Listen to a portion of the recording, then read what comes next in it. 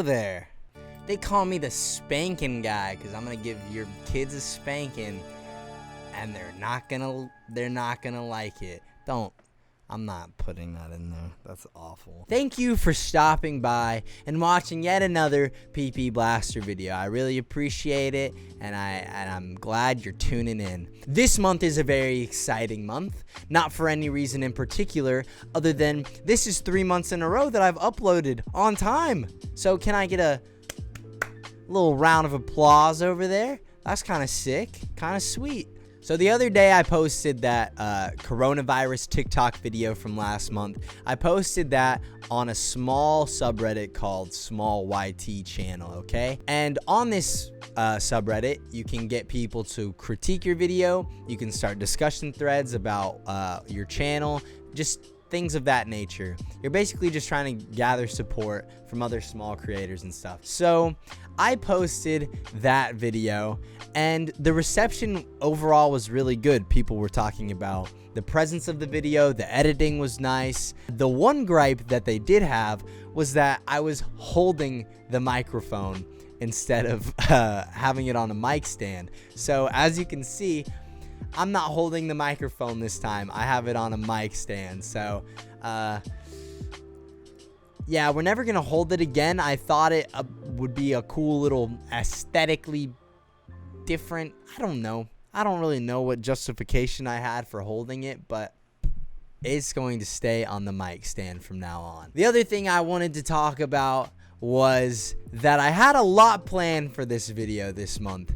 And I was really excited to do it all, but I procrastinated a bit too long, and some unfortunate circumstances arose. See, I have a planner that I put all my important school dates in: exams, projects, speeches, things of that nature. The last week of February kind of flew under my radar a bit, and as we approached and as I procrastinated on this video a bit more, I came to find that I had 3 exams this week. So, in incredible PP Blaster fashion, we're ditching the original idea we had for this video, and we're going with something a little bit more doable. So, what I am going to do is I am going to key you in on a couple little design processes and things and ideas that I go through when I'm designing my own stuff. And you might be saying, Blake, you design your own stuff? That's so awesome and cool and awesome. And I say to that, yes, it is. So recently I had a competition on my Twitch stream. Twitch.tv/ppblasting, by the way, if you're interested, follow it and subscribe if you would like. And in this competition, basically the objective was I was speed running a workshop map on Rocket League called Speed Jump Rings 3, and the objective is to fly through the rings as fast as you can. Now, to make it a little bit more exciting, I said, hey, you guys in the chat, if I hit a PB, you guys have an opportunity to get something free that I've designed and put on a shirt. And so the first 5 people that threw a PogChamp in the chat, as soon as I hit my PB, were eligible to be put in a drawing for possibly some free stuff. The winner of that drawing was actually a dude named Purple Pika. Don't know if he wants me to share his actual name, but congratulations, Purple Pika, you did a great job. And that just wasn't enough for me, and that just wasn't enough for the Twitch chat. So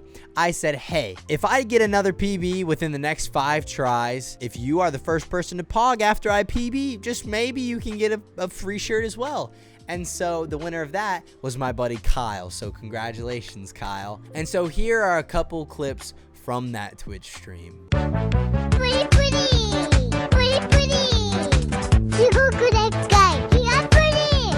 So now what I'm going to be doing is I'm going to be showing you guys the couple of little steps that I take when I design something. It's going to be awesome. You're probably not going to learn a whole lot. I'm not very good at this stuff, but you might learn a thing or two. You might see into this massive 200 IQ noggin of mine. So what we have here is a board that I put together that takes elements of things that have already been designed, things that I can draw inspiration from or look at ideas of, look at the picture of, and kind of say, you know what, that looks something like what I would want to have in my design. For example, the design that I'm making is similar to this Theodore tugboat, as in it is going to be a circle that half of the image is in, half of the image is out. So the circle is the basis for the design. It's going to have me and a boat sticking out of it, and this is kind of demonstrative of that. But I don't want it to look like that font or anything, so that's where I look to other things. So this Looney Tunes font right here, I like that. I like the look of it. It's retro, it's vintage. It reminds you of something you'd watch a long time ago. And that's kind of what I'm going for. Also, this Robert HVAC kind of has colors that I like. It has the guy half hanging out of the circle, half in, which is also part of the design. And then I draw inspiration from these like Steamboat Willie, Popeye, and this little hot dog is kind of just like that retro mascot ink style. What I like about the hot dog is the colors. They're kind of muted colors. Steamboat Willie is again the boat idea, but for that it's more of just like the contrast of like black and white. I want colors that are going to be kind of muted, not necessarily black and white, but I like the ink style of that. But my main focus is that the entire design goes around the style that I normally use, which is this featureless kind of outline-esque. If you look at, there's an artist that I follow on Twitter. His name is Traced. Go check him out. He and I have a very similar style in that it's kind of outlines of the people without the focus on the features. And I really like that. And so when we go to the rough sketch, this is a very rough sketch of the design. That's kind of what you see. So right now I have part of the outline for me. I have to finish up a few things, like the hand is not done. But like this is kind of like a basic idea of what I'm going for. So I get my color palette. I get colors that I think will look good together. All of these I feel like would go together pretty well. This blue, this khaki, the blue, the gray, the red goes well with this kind of skin tone-ish color. The red goes well with the brown. The red would go well with this blue.